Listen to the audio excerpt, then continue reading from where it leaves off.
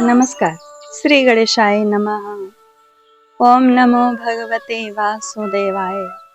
ओम श्री परमात्मने नमः। श्रीमद् भागवत महापुराण कथा में आज चतुर्थ स्कंध से अथ नवमोध्याय का हिंदी में भावार्थ सुनाऊंगी। इस अध्याय को सुनने से भगवान श्री कृष्ण की प्रीत प्राप्त होगी, इच्छा की पूर्ति होगी। आइए सुनिए कैसे ध्रुव का वर पाकर घर लौटना और फिर क्यों पश्चाताप करना। अथ नवमोऽध्यायः। श्री मैत्रेय जी कहते हैं, विदुर जी, भगवान के इस प्रकार आश्वासन देने से देवताओं का भय जाता रहा और वे उन्हें प्रणाम करके स्वर्गलोक को चले गए। तदंतर विराट स्वरूप भगवान गरुड़ पर चढ़कर अपने भक्त को देखने के लिए मधुवन में आए। उस समय ध्रुव जी तीव्र योगाभ्यास से एकाग्र हुई बुद्धि के द्वारा भगवान की बिजली के समान देदीप्यमान जिस मूर्ति का अपने हृदय कमल में ध्यान कर रहे थे, वह सहसा विलीन हो गई। इससे घबरा कर उन्होंने ज्यों ही नेत्र खोले कि भगवान के उसी रूप को बाहर अपने सामने खड़ा देखा। प्रभु का दर्शन पाकर बालक ध्रुव को बड़ा कौतूहल हुआ। वे प्रेम में अधीर हो गए। उन्होंने पृथ्वी पर दंड के समान लौटकर उन्हें प्रणाम किया। फिर वे इस प्रकार प्रेम भरी दृष्टि से उनकी ओर देखने लगे, मानो नेत्रों से उन्हें पी जाएंगे, मुख से चूम लेंगे और भुजाओं में कस लेंगे। वे हाथ जोड़े प्रभु के सामने खड़े थे और उनकी स्तुति करना चाहते थे, परंतु किस प्रकार करें यह नहीं जानते थे। सर्वांतरयामी हरि उनके मन की बात जान गए। उन्होंने कृपा पूर्वक अपने वेदमय शंख को उनके गाल से छुआ दिया। ध्रुव जी भविष्य में अविचल पद प्राप्त करने वाले थे। इस समय शंख का स्पर्श होते ही उन्हें वेदमय दिव्य वाणी प्राप्त हो गई और जीव तथा ब्रह्म के स्वरूप का भी निश्चय हो गया। वे अत्यंत भक्ति भाव से धैर्य पूर्वक विश्वविख्यात कीर्तिमान श्री हरि की स्तुति करने लगे। ध्रुव जी ने कहा, प्रभु आप सर्वशक्ति संपन्न हैं। आप ही मेरे अंतःकरण में प्रवेश कर अपने तेज से मेरी इस सोई हुई वाणी को सजीव करते हैं तथा हाथ पैर कान त्वचा और अन्य इंद्रियों एवं प्राणों को भी चेतना आदि देते हैं। मैं आप अंतर्यामी भगवान को प्रणाम करता हूँ। भगवान आप एक ही हैं, परंतु अपनी अनंत गुणमयी माया शक्ति से इस महदादि संपूर्ण प्रपंच को रचकर अंतर्यामी रूप से उसमें प्रवेश कर जाते हैं और फिर इसके इंद्रियादि असत गुणों में उनके अधिष्ठात्री देवताओं के रूप में स्थित होकर अनेक रूप भासते हैं। ठीक वैसे ही जैसे तरह तरह की लकड़ियों में प्रकट हुई आग अपनी उपाधियों के अनुसार भिन्न भिन्न रूपों में भासती है। नाथ, सृष्टि के आरंभ में ब्रह्मा जी ने भी आपकी शरण लेकर आपके दिए हुए ज्ञान के प्रभाव से ही इस जगत को सोकर उठे हुए पुरुष के समान देखा था। दीन बंधो, उन्हें आपके चरण तल का मुक्त पुरुष भी आश्रय लेते हैं। कोई भी कृतज्ञ पुरुष उन्हें कैसे भूल सकता है। नाथ प्रभु, इन शवतुल्य शरीरों के द्वारा भोगा जाने वाला इंद्रिय और विषयों के संसर्ग से उत्पन्न सुख से तो मनुष्य को नरक में भी मिल सकता है। जो लोग इस विषय सुख के लिए लालायित रहते हैं और जो जन्म मरण के बंधन से छुड़ा देने वाले कल्पतरु स्वरूप आपकी उपासना भगवत प्राप्ति के सिवा किसी अन्य उद्देश्य से करते हैं, उनकी बुद्धि अवश्य ही आपकी माया के द्वारा ठगी गई है। नाथ, आपके चरण कमलों का ध्यान करने से और आपके भक्तों के पवित्र चरित्र सुनने से प्राणियों को जो आनंद प्राप्त होता है, वह निजानंद स्वरूप ब्रह्म को ब्रह्म में भी नहीं मिल सकता है। फिर जिन्हें काल की तलवार काटे डालती है, उन स्वर्गीय विमानों से गिरने वाले पुरुषों को तो वह सुख मिल ही कैसे सकता है, यानी नहीं मिल सकता है। अनंत परमात्मा, मुझे तो आप उन विशुद्ध हृदय महात्मा भक्तों का संग दीजिए जिनका आप में अविच्छिन्न भक्ति भाव है, उनके संग में मैं आपके गुणों और लीलाओं की कथा सुधा को पी पी कर उन्मत्त हो जाऊंगा और सहज ही इस अनेक प्रकार के दुखों से पूर्ण भयंकर संसार सागर के उस पार पहुंच जाऊंगा। कमल नाभ प्रभु, जिनका चित्त आपके चरण कमल की सुगंध में लुभाया हुआ है, उन महानुभावों का जो लोग संग करते हैं, वे अपने इस अत्यंत प्रिय शरीर और इसके संबंधी पुत्र मित्र गृह और स्त्री आदि के भी सुधे नहीं करते। अजन्मा परमेश्वर, मैं तो पशु वृक्ष पर्वत पक्षी सरीसृप सर्पादि रेंगने वाले जंतु देवता दैत्य और मनुष्य आदि से परिपूर्ण तथा महद आदि अनेकों कारणों से संपादित आपके इस सदसदात्मक स्थूल विश्व रूप को ही जानता हूँ। इससे परे जो आपका परम स्वरूप है, जिसमें वाणी की गति नहीं है, उसका मुझे पता नहीं है। भगवान, कल्प का अंत होने पर योग निद्रा में स्थित जो परम पुरुष इस संपूर्ण विश्व को अपने उदर में लीन करके शेष जी के साथ उन्हीं की गोद में शयन करते हैं तथा जिनके नाभि समुद्र से प्रकट एवं सर्वलोकमय स्वर्ण वर्ण कमल से परम तेजों में ब्रह्मा जी उत्पन्न हुए, वे भगवान आप ही हैं। मैं आपको प्रणाम करता हूँ। प्रभु, आप अपनी अखंड चिन्मय दृष्टि से बुद्धि की सभी अवस्थाओं के साक्षी हैं तथा नित्य मुक्त शुद्ध सत्वमय सर्वज्ञ परमात्म स्वरूप निर्विकार आदि पुरुष षडैश्वर्य संपन्न एवं तीनों गुणों के अधीश्वर हैं। आप जीव से सर्वथा भिन्न हैं तथा संसार की स्थिति के लिए यज्ञाधिष्ठाता विष्णु रूप से विराजमान है।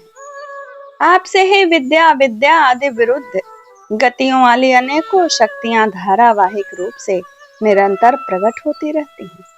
आप जगत के कारण अखंड अनादि अनंत आनंदमय निर्विकार ब्रह्म स्वरूप हैं। मैं आपकी शरण में हूँ।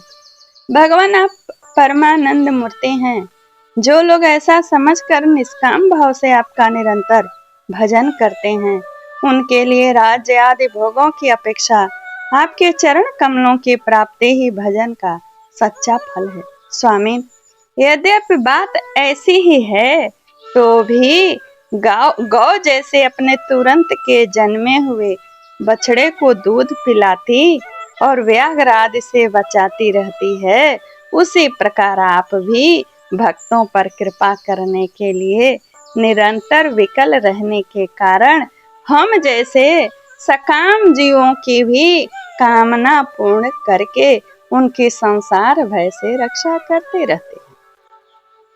श्री मैत्री जी कहते हैं, विदुर जी, जब शुभ संकल्प वाले मतिमान ध्रुव जी ने इस प्रकार स्तुति की, तब भक्त वत्सल भगवान उनकी प्रशंसा करते हुए कहने लगे। श्री भगवान जी ने कहा, उत्तम व्रत का पालन करने वाले राजकुमार, मैं तेरे हृदय का संकल्प जानता हूँ। यद्यपि उस पद का प्राप्त होना बहुत कठिन है, तो भी मैं तुझे वह देता हूँ, तेरा कल्याण। भद्र, जिस तेजों में अविनाशी लोक को आज तक किसी ने प्राप्त नहीं किया, जिसके चारों ओर ग्रह नक्षत्र और तारागण रूप ज्योतिष चक्र उसी प्रकार चक्कर काटता रहता है, जिस प्रकार मेढी के चारों ओर दौरी के बैल घूमते रहते हैं। वो अनाज को कुचलने वाले धान गेहूं को मेढे के चारों ओर दौरी के बैल घूमते रहते हैं। अवान्तर कल्प पर्यंत रहने वाले अन्य लोगों का नाश हो जाने पर भी जो स्थिर रहता है तथा तारागण के सहित धर्म अग्नि कश्यप और शुक्र आदि नक्षत्र एवं सप्तर्षिगण जिसकी प्रदक्षिणा किया करते हैं, वह ध्रुवलोक मैं तुझे देता हूँ, वह ध्रुवलोक मैं तुझे देता हूँ। यहाँ भी जब तेरे पिता तुझे राजसिंहासन देकर वन को चले जाएंगे, तब तू 36,000 वर्ष तक धर्म पूर्वक पृथ्वी का पालन करेगा। तेरी इंद्रियों की शक्ति ज्यों की त्यों बनी रहेगी। आगे चलकर किसी समय तेरा भाई उत्तम शिकार खेलता हुआ मारा जाएगा। तब उसकी माता सुरुचि पुत्र प्रेम में पागल होकर उसे वन में खोजती हुई दावानल में प्रवेश कर जाएगी। यज्ञ मेरी प्रिय मूर्ति है, तो तू अनेकों बड़ी बड़ी दक्षिणाओं वाले यज्ञों के द्वारा मेरा यजन करेगा तथा यहाँ उत्तम उत्तम भोग भोग कर अंत में मेरा ही स्मरण करेगा। इससे तू अंत में संपूर्ण लोकों के वंदनीय और सप्तर्षियों से भी ऊपर मेरे निज धाम को जाएगा, जहाँ पहुंच जाने पर फिर संसार में लौट कर नहीं आना होता है। श्री मैत्रेय जी कहते हैं, बालक ध्रुव से इस प्रकार पूजित हो, उसे अपना पद प्रदान कर भगवान श्री गरुण ध्वज उसके देखते देखते अपने लोक को चले गए। प्रभु के चरण सेवा से संकल्पित वस्तु को प्राप्त हो जाने के कारण यद्यप ध्रुव जी का संकल्प तो पूर्ण हुआ, संकल्प तो निवृत्त हो गया, किंतु उनका चित्त जो है विशेष प्रसन्न नहीं हुआ। यानी वे पश्चाताप करने लगे। किस कारण से? जब फिर वे अपने नगर को लौट आए और उनके मन में क्या चल रहा है। विदुर जी ने पूछा, ब्राह्मण, मायापति श्री हरि का परम पद तो अत्यंत दुर्लभ है और मिलता भी उनके चरण कमलों की उपासना से है। ध्रुव जी भी सारा सार का पूर्ण विवेक रखते थे। फिर एक ही जन्म में ध्रुव जी भी सारा सार का पूर्ण विवेक रखते थे। फिर एक ही जन्म में उस परम पद को पा लेने पर भी उन्होंने अपने को अकृतार्थ क्यों समझा? प्रश्न को समझिएगा। श्री मैत्रेय जी ने कहा, ध्रुव जी का हृदय अपनी सौतेली माता के वाग बाणों से बिध गया था तथा वर मांगने के समय भी उन्हें उनका स्मरण बना हुआ था। इसी से उन्होंने मुक्तिदाता श्री हरि से मुक्ति नहीं मांगी। अब जब भगवत दर्शन से वह मानव मालिन्य दूर हो गया तो उन्हें अपने इस भूल के लिए पश्चाताप हुआ। हमने क्यों नहीं मुक्ति मांगी, क्यों नहीं ईश्वर को मांगा? ध्रुव जी मन ही मन कहने लगे, अहो सनकादिक ऊर्ध्वरेता यानी नैष्ठिक ब्रह्मचारी सिद्ध भी जिन्हें समाधि द्वारा अनेकों जन्मों में प्राप्त कर पाते हैं, उन भगवत चरणों की छाया को मैंने 6 महीने में ही पा लिया, किंतु चित्त में मेरे दूसरी वासना रहने के कारण मैं फिर उनसे दूर हो गया। यानी उनकी प्रीत न मांगी, इसलिए पश्चाताप कर रहे हैं। ओहो मुझे मंद भाग्य की मूर्खता तो देखो, मैंने संसार पाश को काटने वाले प्रभु के पाद पद्मों में पहुंचकर भी उनसे नाशवान वस्तु की ही याचना की। देवताओं को स्वर्ग भोग के पश्चात फिर नीचे गिरना होता है, इसीलिए वे मेरे भगवत प्राप्ति रूप उच्च स्थिति को सहन नहीं कर सके, अतः उन्होंने ही मेरी बुद्धि को नष्ट कर दिया होगा। तभी तो मुझ दुष्ट ने नारद जी के यथार्थ बात भी स्वीकार नहीं की। यद्यपि संसार में आत्मा के सिवा दूसरा कोई भी नहीं है, तथापि सोया हुआ मनुष्य जैसे स्वप्न में अपने ही कल्पना किए हुए व्याघ्र आदि से डरता है, उसी प्रकार मैंने भी भगवान की माया से मोहित होकर भाई को ही शत्रु मान लिया और व्यर्थ ही द्वेष रूप हार्दिक रोग से जलने लगा। जिन्हें प्रसन्न करना अत्यंत कठिन है, उन्हें विश्वात्मा श्री हरि को तपस्या द्वारा प्रसन्न करके मैंने जो कुछ मांगा है वह सब व्यर्थ है। ठीक उसी तरह जैसे गतायु पुरुष के लिए चिकित्सा व्यर्थ होती है। ओह मैं बड़ा ही भाग्यहीन हूँ। संसार बंधन का नाश करने वाले प्रभु से मैंने संसार ही मांगा। मैं बड़ा ही पुण्यहीन हूँ। जिस प्रकार कोई कंगला किसी चक्रवर्ती सम्राट को प्रसन्न करके उससे तुस सहित चावलों की कनी मांगे, उसी प्रकार मैंने भी आत्मानंद प्रदान करने वाले श्री हरि से मूर्खतावश व्यर्थ का अभिमान बढ़ाने वाले उच्च पदार्थ ही मांगे। श्री मैत्रेय जी कहते हैं, तात तुम्हारी तरह जो लोग श्री मुकुंद पादा रविंद मकरंद के ही मधुकर हैं, जो निरंतर प्रभु की चरण रज की सेवा करते हैं और जिनका मन अपने आप आई हुई सभी परिस्थितियों में संतुष्ट रहता है, वे भगवान से उनकी सेवा के सिवा अपने लिए और कोई पदार्थ नहीं मांगते। 37 श्लोक से आगे तक का मैं दूसरे वीडियो में सुनाऊंगी, जिसमें ध्रुव के पिता उत्तानपाद को जब पता चलेगा कि मेरा पुत्र आ रहा है तो कैसे कैसे उनके मन के भाव हैं, स्वागत करते हैं इत्यादि उस वीडियो में जानिएगा। ये 36 श्लोक तक का 9वां अध्याय का हिंदी में भावार्थ मैंने आपको सुनाया।